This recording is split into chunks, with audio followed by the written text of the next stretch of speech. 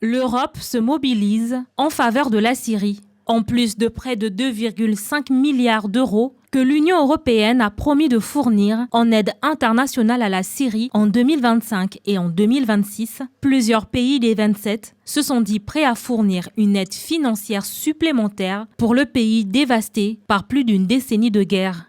Le Royaume-Uni s'est engagé à mobiliser jusqu'à 190 millions d'euros cette année pour reconstruire le pays et apporter une aide vitale aux Syriens réfugiés dans des pays voisins. L'Allemagne, elle, a annoncé qu'elle accorderait une aide supplémentaire pour les interventions de l'ONU dans le pays. L'Allemagne mettra 300 millions d'euros supplémentaires à la disposition de l'ONU et des organisations sélectionnées pour cette tâche gigantesque pour le peuple syrien et la région. Il s'agit d'aide humanitaire, de soutien à la société civile, de tâches psychosociales et surtout de soutien au système éducatif.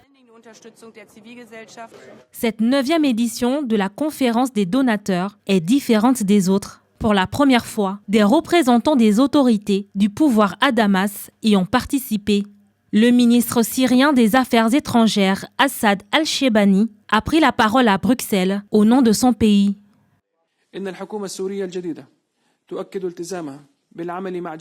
Le nouveau gouvernement syrien affirme son engagement à travailler avec tous les partenaires internationaux et les organisations humanitaires pour garantir que l'aide parvienne à ceux qui en ont besoin. Aujourd'hui, nous appelons tous les pays donateurs à contribuer activement aux efforts de reconstruction, à encourager les investissements en Syrie et à soutenir des projets de développement durable, des projets qui amélioreront les conditions de vie de millions de Syriens.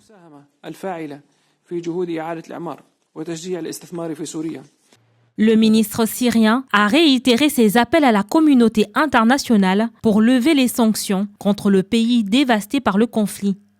Les Européens ont ainsi décidé de reconsidérer la levée progressive des sanctions imposées à la Syrie. Mais certains d'entre eux, comme la France, ont affirmé qu'ils s'y opposeraient si les récentes exécutions des Syriens pro-Assad restaient impunies.